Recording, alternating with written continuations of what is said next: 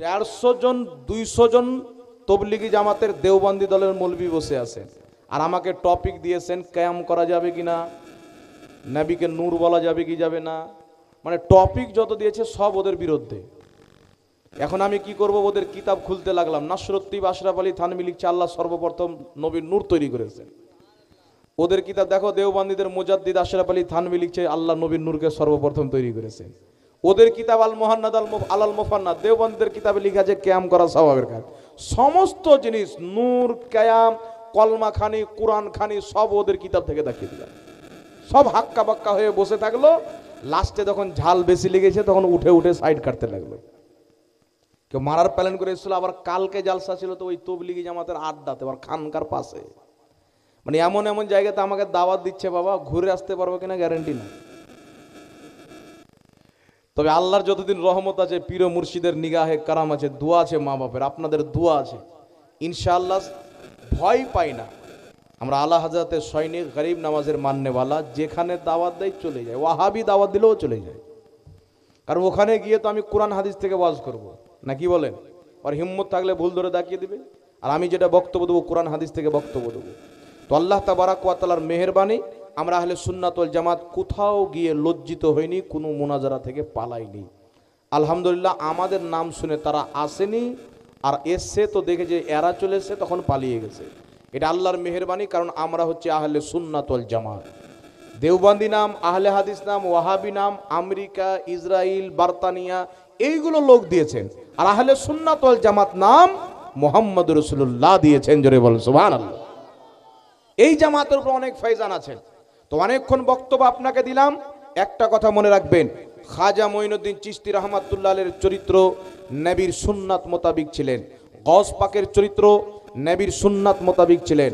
মাখদুমে সিমনার চরিত্র নবীর সুন্নাত মোতাবিক ছিলেন। আলা হযরতের চরিত্র নবীর সুন্নাত মোতাবিক ছিলেন। যত আল্লাহর ওলি আছেন সকলে নিজের ব্যবহার নবী মুস্তাফার সুন্নাত মোতাবিক করেছেন, তাই আল্লাহ পাক তিনাদেরকে চমকে দিয়েছেন, ওলি বানিয়ে দিয়েছেন। তাই আলা হযরত বলছেন, চমক তুঝসে পাতে হ্যাঁ সব পানে ওয়ালে, মেরা দিল ভি চমকা দে চমকানে ওয়ালে। এটি জোরে হবে না সুবহানাল্লাহ? নারে তাকবীর, নারে রিসালাত, নারে। এই দেখেন একটা বই এসেছেন, এই বইটার নাম হচ্ছে হাদিস ও মুহাদ্দিসের দৃষ্টিতে সহি নামাজ। লেখক হচ্ছে আমার বড় ভাই মুফতি আমজাদ হোসেন সিমনানি। আপনারা সবাই চিনেন তো? নিয়াত করা, নাভির নিচে হাত বানা, বারবার হাত ঝাড়োয়া, পাও ঝাড়োয়া না করা, সমস্ত জিনিস আমরা যেগুলো করি এই হাদিসের মধ্যে একবারে সহি। কে সহি বলেছেন, কত পৃষ্ঠায়, কোন নাম্বার কিতাবে, কোথায়, এ টু জেড এই কিতাবের মধ্যে পেয়ে যাবেন। কিতাবটির দাম হচ্ছে মাত্র 200 টাকা। আপনাদের যাদের ইচ্ছা আছে আপনারা নেবেন। এই কিতাব বিক্রি করে আপনাদের টাকা নিয়ে আবার অন্য কিতাব ছাপাবো। কথা বুঝতে পারছেন বাবা? সব নামাজের শুরু থেকে নিয়ে শেষ পর্যন্ত। কিছু গাধা বেরিয়েছে দেখবেন মোবাইলে, একজন বলছে যে হুজুর ফরজ নামাজের পরে হাত তুলে দোয়া করা যাবে না। তুই পাও তুলে করিস যা। তো এরও দলিল পেয়ে যাবেন, আমার নবী নিজেই হাত তুলে দোয়া করেছেন, সম্মিলিত দোয়া করার পারমিশন দিয়েছেন, সাহাবা সবাই মিলে দোয়া করেছেন, ইমাম দোয়া করেছেন, মুক্তাদি আমিন বলেছেন। এ টু জেড এই কিতাবের মধ্যে আপনি পাবেন একদম সহি হাদিসের আলোতে। এমন কি যে যেই ওয়াহাবিরা বলে ফরজ নামাজের পরে সবাই মিলে দোয়া করা যাবে না, ওদের বাপ দাদার কিতাব থেকে দলিল দেওয়া আছে ফরজ নামাজের পরে দোয়া করা মুস্তাহাব, নেকির কাজ, জায়েজ। সুবহানাল্লাহ বলে। এই জন্য এই কিতাবটা আপনারা যারা ইচ্ছুক একটু তুমি নিয়ে ঘুরে নাও, কেউ যেন না আসে। মিডিলে যাচ্ছে আমার ড্রাইভার, আপনারা যারা ইচ্ছুক 200 টাকা দিয়ে নিয়ে। কোন ব্যক্তি আলিম নয় সেই যদি মোবাইল, রেডিও, টিভি ও ফেসবুক শুনে শুনে কারু প্রতি সে এটা কি আছে হযরত মাসলা হাল করে, তার অবস্থা কি হবে? দেখেন, যেই ব্যক্তি গায়রে আলিম তার জন্য মসলা দেওয়া, ফাতোয়া দেওয়া হারাম। কথা হচ্ছে, কেউ যদি মুফতি হয় আর কোনো ব্যক্তি আলিম আছেন মুফতি নয়, ফতোয়া দেওয়া রুলস, নিয়ম, নীতিমালা, কায়দা পড়েননি, তাহলে আলিম হলেও তিনার জন্য ফাতোয়া দেওয়া জায়েজ নাই। কথা বুঝতে পারছেন? তো মোবাইলে শুনে তো দূরের কথা, মোবাইলে যদি গাধার ফাতোয়া শুনে তাহলে ও তো গাধার মতনই ফাতোয়া মানবে। আর এখন দাড়ি টুপিওয়ালা অনেক গাধা, অনেক শয়তান মোবাইলে ভরা আছে। কথা বুঝতে পারছেন? এই জন্য কোনো পাবলিকের জন্য ফাতোয়া দেওয়া হচ্ছে হারাম। কথা বুঝতে পারছেন? গায়রে আলিমের জন্য ফাতোয়া দেওয়া জায়েজ নাই। এখানে একটি প্রশ্ন করা হয়েছে, ফরজ কয়টি? ফরজ না আদায় করলে আমাদের কি হবে? দেখেন, ফরজ হচ্ছে নামাজ, রোজা, হজ, যাকাত, চারটি মূল ফরজ। এই চারটির মধ্যে দুটো জিনিস সবারই জন্য ফরজ, গরিব, মিসকিন, ইয়াতিম, ফকির সব, নামাজ এবং রোজা। আর হজ, যাকাত মালিকের নেশাবের উপরে ফরজ, সবার উপরে ফরজ নয়। আর এই চারটা জিনিস, নামাজ, রোজা, হজ, যাকাত, যাদের উপরে ফরজ আছে নামাজ পড়তে হবে, রোজা রাখতে হবে। যদি কোনো ব্যক্তি জেনে শুনে এক ওয়াক্তের নামাজকে ছেড়ে দেয়, সেই ব্যক্তি কাফিরের মতো কাজ করলো। কার মতো কাজ করলো? কাফিরের মতো কাজ করলো। কাফির হয়ে গেল নয়, কাফিরের মতো কাজ করলো, অমুসলিমের মতো কাজ করলো। আর রাসূল পাক বলেছেন, মুশরিক, কাফির আর মুসলমানের মধ্যে তফাতই হলো নামাজ। মুশরিক নামাজ পড়বে না, কাফির নামাজ পড়বে না, যে মুসলমান হবে তারা নামাজ পড়বে। কথা বুঝতে পেরেছেন? একজন ব্যক্তি যদি এক ওয়াক্তের নামাজ জেনে শুনে ছেড়ে দেয়, তো লাখো লাখো বছর ওকে জাহান্নামের আগুনে জ্বলতে হবে। এই জন্য নামাজের কালচার নিজের মধ্যে আনা আবশ্যক, জরুরি। নিজের বাচ্চাকে, নিজের মেয়েকে, নিজের স্ত্রীকে, সকলকে নামাজি বানান, নিজে নামাজি হন, নিজের চেহারাকে রাসূলুল্লাহর সুন্নাত মোতাবিক সাজান। দুনিয়া বেশি দিনকার নয়। আপনি মনে করছেন দাড়ি কাটবো তো আমাকে দেখতে সুন্দর লাগবে, এটা মনে করেন তো, কিন্তু আপনি যখন মরবেন, এই যে দাড়ি কাটছেন না, জাহান্নামের পোকা এই গোশগুলোকে কেমড়ে কেমড়ে খাবে, খোখলা করে দিবে। যেমন কুকুর মারা গেলে রাস্তায় পোকা লেগে খেয়ে যায়, আপনার গালের মাংসগুলোকে খেয়ে নেবে। কিন্তু আমাদের মুসলমান এমন ইহুদিদের কালচারে লিপ্ত হয়ে গেছেন, বুড়া গালগুলো ভিতরে ঢুকে গেছেন, এক পাও কবরে চলে গেছেন। এ বেটা আবার সকালে উঠে এইভাবে গাল টেনে টেনে দাড়ি কাটছে, মানে বেলেট অত দূর যাবে না, তো টেনে টেনে দাড়ি কাটছে। এইরকম লোকও আছে, বয়স্ক লোক। যুবককে বলবেন তো ও বলবে, হুজুর এখন পর্যন্ত বিয়ে হয়নি। তাহলে এই মুরব্বিগুলাকে কি করবেন? আরো একটা করে বিয়ে করবে নাকি? তো তওবা করেন, এখনো তওবার দরজা খোলা আছে, আপনাকে আল্লাহ ছাড়বে না। আল্লাহ কোরআন পাকে বলে দিয়েছেন, আমি জাররা জাররার পর্যন্ত হিসাব নেব। কতবার দাড়ি কাটছেন, রাসূলুল্লাহর সুন্নাতকে জবাই করছেন, হিসাব দিতে হবে। কতবার নামাজ ছাড়ছেন, হিসাব দিতে হবে। কোন কদম কোন দিকে বাড়াচ্ছেন, প্রত্যেকটার হিসাব আপনাকে দিতে হবে। একটা জিনিস আল্লাহকে ছাড়বে না। তাই আপনি পরিবর্তন আনুন নিজের জিন্দেগির মধ্যে, সচ্চা পাক্কা মুসলমান হন, আপনার কবরকে আল্লাহ জান্নাতের বাগান বানাবে। আর সম্মান আছে, আল্লাহ বলছেন, ইন্না আকরামাকুম ইনদাল্লাহি আতকাকুম, নিশ্চয় আল্লাহর নিকটে সম্মানিত তারা যারা যত বেশি তাকওয়াওয়ালা, পরহেজগার। সুবহানাল্লাহ। মাযহাব কয়টি? মাযহাব হচ্ছে চারটি, হানাফি, শাফি, মালিকি, হাম্বলি। তাফসিরাতে আহমদিয়ার মধ্যে ইমাম মুল্লা জীমান রহমাতুল্লাহ আলাইহি লিখেছেন, চার মাযহাবের উপরে সকল উম্মতের ইজমা হয়ে গেছে। আল আসবা ওয়ান নাজাইর কিতাবের মধ্যে লেখা আছে, চার মাযহাবের প্রতি সকল উম্মতের ইজমা হয়ে গেছেন। সুতরাং কিয়ামত পর্যন্ত যত মুসলমান হবে, চার মাযহাবের মধ্যে কোনো একটি ফলো করা তার জন্য জরুরি। চারটি মাযহাব হক, চারটি মাযহাব আহলে সুন্নাত ওয়াল জামাত, আকীদা সেম, ফুরুই মাসলাতে ইখতিলাফ। করির নামাজের তরিকা হালকা আলাদা, করির হয়তো আর কিছুর তরিকা হালকা আলাদা, কিন্তু আকীদা সবারই এক। আর যারা হচ্ছে আপনার দেওবন্দি, যারা হচ্ছে তবলিগি, যারা জামাতে ইসলামী, যারা গায়ের মুকাল্লিদ, ওয়াহাবি, আহলে হাদিস যারা বলে, এরা কোনো মাযহাবের মধ্যে পড়ে না, এরা মুসলমানই নয়। এখন আপনাকে বলতে চাই, যদি কোনো ব্যক্তি বলে আল্লাহ মিথ্যা বলতে পারে, মুসলমান থাকবে? এই জোরে বলেন, থাকবে? নবীর জ্ঞান চাইতে শয়তানের জ্ঞান বেশি, ঈমান আছে? বার নবীকে যেমন জ্ঞান আছে, তেমন পশু পাখিকেও আছে। নবী পাক সাল্লাল্লাহু আলাইহি সাল্লামকে পিঠ পিছনের খবর নাই। রাসূল সাল্লাল্লাহু আলাইহি সাল্লামের পরেও নতুন নবী জন্ম নিতে পারে, উম্মতি আমল করে নবীর চাইতে বড় হতে পারে। এই সব হচ্ছে ওয়াহাবিদের আকীদা। ওদের কিতাবে লেখা আছে, কিতাব আমরা সব সময় সাথে রাখি। তাই বেটা মুনাজারাতে বসতে চাই না, জানে যে আমাদের বাপ দাদা যেগুলো লিখেছে ওই পাটরি খুলবে। এইগুলো কুফরি আকীদা লেখার কারণে আরবের উলামায়ে কেরাম, ভারতের উলামায়ে কেরাম সবাই মিলে তাদের উপরে কাফিরের ফতোয়া দিয়েছেন। আশরাফ আলী থানভী, রশিদ আহমদ গাঙ্গোহী, কাসিম নানতাবী, খলিল আহমদ আমবেঠি এদের উপরে কুফরির ফতোয়া দিয়ে বলেছেন, মান শাক্কা ফি কুফরিহি ওয়া আযাবিহি ফাকাদ কাফার। এই চারজন ব্যক্তি কাফির। এদের কাফির হওয়াতে যারা সন্দেহ করবে, এদের কুফরি ইবারতকে জানার পর তারাও কাফির হবে। কথা বুঝতে পেরেছেন বাবা? এই জন্য গায়ের মুকাল্লিদ, দেওবন্দি, ওয়াহাবি, আহলে হাদিস এরা মাযহাব, চারটি মাযহাবের মধ্যে কোনো মাযহাবকে মানে না। এদের হুকুম কি? এদের হুকুম হচ্ছে ইমাম সাবি রহমাতুল্লাহ আলাইহি তাফসিরে সাবির মধ্যে লিখতেছেন, হানাফি, শাফি, মালিকি, হাম্বলি চার মাযহাব হলো আহলে সুন্নাত ওয়াল জামাত। যারা চার মাযহাবকে মানে না, যতই কোরআন পড়ে দলিল দেখ, সহি হাদিস দিয়ে দলিল দেখ, সাহাবার উক্তি দিয়ে দলিল দেখ, তারা হচ্ছে পথভ্রষ্ট এবং পথভ্রষ্টকারী, তারা দল্লুন এবং মদিল্লুন, তারা গুমরা এবং গুমরাকারী। সুতরাং চার মাযহাব বাদে বাকি সমস্ত ফিরকা গুমরাহি, 72 জাহান্নামী ফিরকা। বুঝতে পেরেছেন কথা বুঝছেন? তো আমাদের এলাকায় আবার কিছু লামাযহাবী, আমাদের আহলে সুন্নাত ওয়াল জামাতের কিছু লোককে বোকা বানার জন্য বলে যে আমরা সাফি, কিন্তু এরা সাফি নাই। আমাদের ভারতে, এই বাঙালের মাটিতে কোথাও সাফি নাই। কেরলে কিছু কিছু পাওয়া যায়, হাম্বালি এগুলো মিশরে পাওয়া যায়, বিভিন্ন দেশে পাওয়া যায়। যেমন তুর্কি পুরো সুন্নিদের দেশ, আর সবাই সাফি মাযহাবের। কথা বুঝতে পারছেন? যেমন ফিলিস্তিন, ফিলিস্তিনের মুসলমানরাও সুন্নি, তারা কিন্তু সাফি মাযহাবকে, হাম্বালি মাযহাবকে ফলো করে। ফিলিস্তিনের যিনি নেতা ছিলেন, যাকে ইরানে শহীদ করা হলো, তিনি নিজেই বক্তব্য দিয়েছেন, তিনার বাপ নিজেই পীরের মুরিদ ছিল। জোরে বলেন সুবহানাল্লাহ।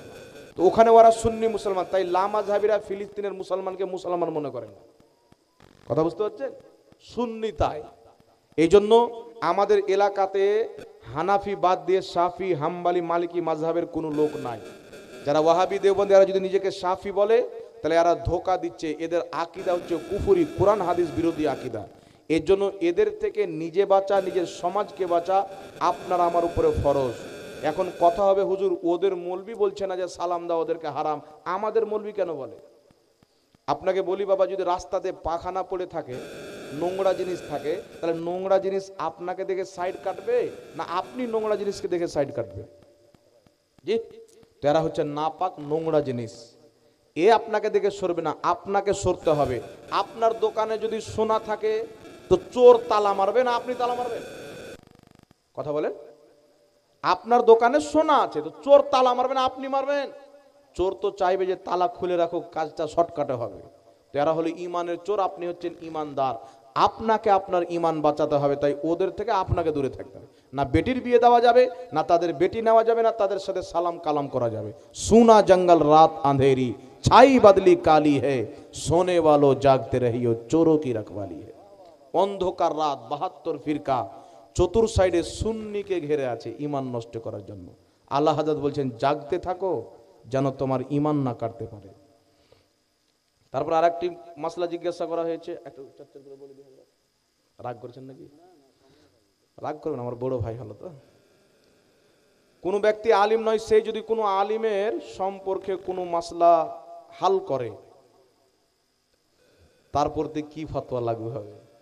কোন ব্যক্তি যদি আলিম না থাকে, সেই ব্যক্তি তো ফতোয়া দেওয়া তার জন্য হারাম। তবে কোনো আলিমের চরিত্র বা কালচারের মধ্যে কোনো ভুল যদি পায়, তাহলে সেই ব্যক্তি আদবের সহিত গিয়ে বলবে, হুজুর এটা জিনিস কি ঠিক? আদবের সহিত, যেন তিনার মানহানি, অসম্মান না হয়, জিনিসটারও সুধার হয়ে যায়। আর মৌলবী সাহেবকে বলছেন আলিমকে বাইরে গিয়ে ও মৌলবী ওরকম, ওই মৌলবী পান খায়, ওই মৌলবী বিড়ি টানে, এইগুলো বলা ঠিক নয় বাবা। কথা বুঝতে পেরেছেন? তো কোনো ব্যক্তি যদি সমালোচনা করা থাকেন, তাহলে তওবা করুন। একটা কথা মনে রাখবেন, কোনো হক্কানি আলিমের আলিম মনে করে কেউ যদি গালি দেয়, তাকে তৌহিন করে, তাহলে সেই ব্যক্তির ঈমান থাকে না, ঈমানটাই বেরিয়ে যায়। বুঝতে পারছেন? এই জন্য আলিম না হয়েছেন, আলিমের সম্মান করবেন। আলিমের মধ্যেও ভুল হতে পারে। আমাদের সমাজের লোক মনে করে যে দুনিয়ার ভুল হবে, আমার বেটা মদ খাবে, গাঁজা খাবে, মাতাল হবে, আলিমের কেন ভুল হবে বলে? তো আলিম মানুষ কি মানুষ নয়? এই জোরে বলেন, সাহাবার চাইতে বড় আলিম আছেন? তো সাহাবা তো রমজান মাসে রোজা ছেড়ে দিয়েছেন, নবীর কাছে এসেছেন, তওবা করেছেন, আল্লাহ মাফ করে দিয়েছেন। তার মৌলবীরও ভুল হতে পারে কি হয় না? তাহলে ওই নজরে দেখতে হবে, সবকে ক্ষমার দৃষ্টিতে দেখতে হবে, এগুলো মূর্খামো করবেন না। কোনো ব্যক্তি জালসা শুনতে আসতে পারে না, সে যদি বাড়ি থেকে দোয়া করে, তার দোয়া হবে কি? দেখেন অসুস্থ আছেন, জালসাতে আসতে পারছেন না, দোয়া চলছে, কানে আওয়াজ যাচ্ছে, তাহলে সেখান থেকে হাত তুলে আমিন আমিন বলতে পারে। কথা বুঝতে পারছেন? অসুস্থ আছে তাহলে হ্যাঁ, টাটকা লোক বলি না, জ্বর হয়েছে রে যাবো না, হ্যাঁ এটা কি লেখা আছে দাদা, ঝাড়খণ্ডের লোক তো, আগে একটা মানে ইংলিশ মিডিয়ামের মতন ঘুরিয়ে দিলে অসুবিধা হয়। সুস্থ, হ্যাঁ সুস্থ ব্যক্তি জালসার মাহফিলে আসে না, সে যদি বাড়ি থেকে দোয়া করে তার দোয়া হবে কি? দেখেন বাবা, আপনার সামনে একটা সোনার গোলাপ পড়ে আছে, গুল্লি বা বল বলেন, সামনে পড়ে আছেন, আপনি দেখার পরেও নিলেন না, চলে গেলেন। তো যেই ব্যক্তি সুস্থ আছে, জালসাতে আসতে পারবে, আসলো না, বাড়িতে থেকে গেল, ওই সোনার গুল্লা ছেড়ে দিল। বুঝতে পারছেন? আপনাকে যদি কেউ এসে বলে যে আরে আমি অমুক জায়গায় গিয়েছিলাম, একটা সোনার লাড্ডু পড়েছিল, আমি নিলাম না, তাহলে আর গ্রামের লোক ওকে পাগলা বলবে না চালাক বলবে? ওকেও বোকা বলবো আর বাপকেও বোকা বলবো, বোকার বেটা বোকা বলবে কি না? তো কোনো গ্রামে যদি জালসা হয়, কোরআন হাদিসের কথাবার্তা হয়, আল্লাহ আল্লাহ রসুলের জিকির হয়, আর সে যদি বাড়িতে বসে থাকে, তাহলে ওইও পাগলা আর বাপও পাগলা। যাক, এটা হয়ে গেছে।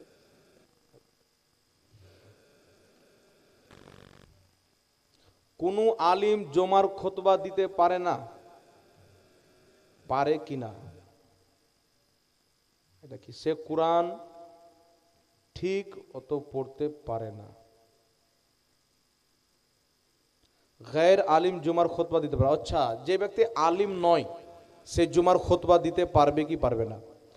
প্রথম কথা, যদি কোনো আলিম থাকে তাহলে তার খুতবা দেওয়াই চলবে না। কোনো আলিম নাই কিন্তু সেই গ্রামে জুমা ফরজ বা ওয়াজিব আছে, জুমার নামাজ পড়তেই হবে, তাহলে ওই ব্যক্তি দাঁড়াবে। যদি তার কেরাতও শুদ্ধ না হয়, পড়তে জানে, তাহলে সেই ব্যক্তি খুতবা দিতে পারবে, ইমামতিও করতে পারবে। সেখানে যদি আলিম না থাকে, জুমা যদি ফরজ থাকে, কথা বুঝতে পেরেছেন?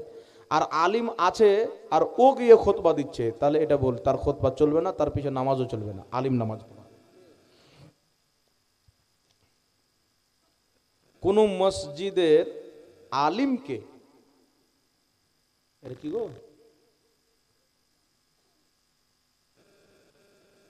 একটু ঠিক করে লিখবেন, বেশি ঘোরাবেন না, সোজা রাখবেন। এক জামাতের আলিম জাহিল ও পাগল বলে থাকে, তাকে কি বলা যাবে? আচ্ছা, কোন জামাতের আলিমকে আরেক জামাতের আলিম পাগল এবং জাহিল বলেছে, তাহলে তাকে কি বলা যাবে? তো সর্বপ্রথম তো মনে করবো যে আলিম মনে করে বলেনি, যেহেতু আলিম মানুষ বলেছে, তো বলে তার দিলকে দুখিয়ে যায়, তার কাছে ক্ষমা চাওয়া উচিত। এটা হুকুকুল ইবাদ, হুকুকুল ইবাদকে নষ্ট করেছেন। তাহলে সেই আলিমের কর্তব্য সে আলিমকে সালাম দিয়ে মুসাফা করে তার থেকে ঝগড়াটা শেষ করে নেবে। নচেত সে যদি ক্ষমা না করে, আল্লাহ কিন্তু হুকুকুল ইবাদ ক্ষমা করবে না। সে চরম ভুল করেছে, ওই আলিম ফাসিকের মতো কাজ করেছেন। কোনো আলিমকে জাহিল বলা, মূর্খ বলা, এটা ফাসিকের কাজ, কোনো সঠিক আলিমের কাজ হতে পারে না। তবু যদি কোনো আলিম করে থাকে, ভুল করেছে, তার কাছে ক্ষমা চেয়ে নেওয়া তার একান্ত জরুরি। কথা বুঝতে পেরেছেন? ক্ষমা চেয়ে নিতে হবে, হুকুকুল ইবাদটা নষ্ট হতে দিতে হবে না, তার আল্লাহ ক্ষমা করবে না। হুকুকুল ইবাদ, বান্দার ক্ষতি করেছেন, বান্দার কাছে ক্ষমা চান। আল্লাহর ফরজ নষ্ট করেছেন, আল্লাহর কাছে ক্ষমা চান। যার যেটা হক সেটা তার কাছে ক্ষমা চাইতে হবে। আমি আয়াতে কারিমা পাঠ করেছিলাম, ইন্নাদ দীনা ইনদাল্লাহিল ইসলাম। ইসলাম হচ্ছে আল্লাহর মনোনীত ধর্ম। ইসলাম পেয়েছি, কোরআন পেয়েছি, হাদিস পেয়েছি। আমাদের পূর্বপুরুষে জানি না কেউ মূর্তি পূজাতে লিপ্ত ছিল, কেউ কত রকমের পূজা করেছেন। আল্লাহ তাদের মাধ্যমে আমাদেরকে সহি বুঝ দান করেছেন, হেদায়েত দান করেছেন। এই জন্য আল্লাহ বলেছেন, যারা আমার অলি আউলিয়াকে মানবে না, আমি আল্লাহ তার সাথে যুদ্ধ ঘোষণা করলাম, বুখারীর হাদিস। তো আল্লাহ এটা আমাদেরকে নসিব করেছেন যে খাজা মঈনুদ্দিন চিশতির মতন একজন আল্লাহর অলি আমাদের জামাতে আল্লাহ দান করেছেন, গওস পাক দান করেছেন। আর খাস করে কালিয়াচকের মানুষ, অনেক রকম পীর সাহেবের বরকত এই এলাকার মধ্যে আছে। আল্লাহ পাক সকলের ইমানকে হেফাজত করুক। তবে একটা কথা মনে রাখবেন, যে পীরের হাতে মুরিদ হয়ে গেলাম তো জান্নাতি হয়ে গেলাম, এই ধারণাটা কোনোদিন রাখবেন না। পীর সাহেবের হাতে যেটা ওয়াদা করেছেন, সে ওয়াদাটা আপনি পূর্ণ করবেন। বুখারীর হাদিস, আল্লাহর নেক বান্দারা বলবে, আল্লাহ তাদেরকেও জান্নাতে পাঠাও যারা আমাদের সাথে নামাজ পড়তো, আমাদের সাথে রোজা রাখতো, আমাদের সাথে হজ করত, আমাদের সাথে সাজদা করত, আমাদের সাথে রুকু করত।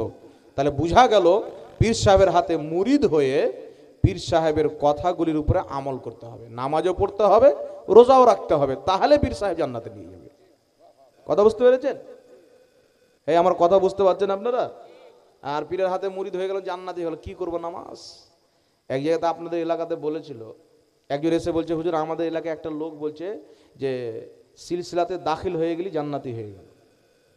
দু একটা পাবলিক লোক বলেছেন, তো আমি ওদের রদ্দে বলেছিলাম আমি জানি না যে এখানে একজন মাওলানা সাহেব ওই আবার ছন্দ করে রেখেছে, মাওলানা সাহেব রেখে ফায়া। একজন আমাকে পাঠাচ্ছেন, হুজুর আপনার ব্যাপারে এই বলেছে, আমার দরকার নাই, মাওলানা সাহেব ভুল বুঝেছে তাই বলেছে। এবার আমিও যদি বলি তাহলে আমাদের মধ্যেই ঠেলাঠেলি চালু হবে না, কি বলেন বাবা? আমি ক্ষমা করে দিয়েছি, কোনো অসুবিধা নাই। কোনো আলিম যদি আমার থেকে দুঃখ পায়, আমি আগে বেড়ে তাকে সালাম করে ক্ষমা চেয়ে নিই। যদি আমি জানি যে আলিমটা আমাকে গালি দিয়েছে, ওকে আমি আগে গিয়ে সালাম করব। আমি যখন সালাম করে দেবো তখন তার মধ্যে আর দুঃখ থাকবে না।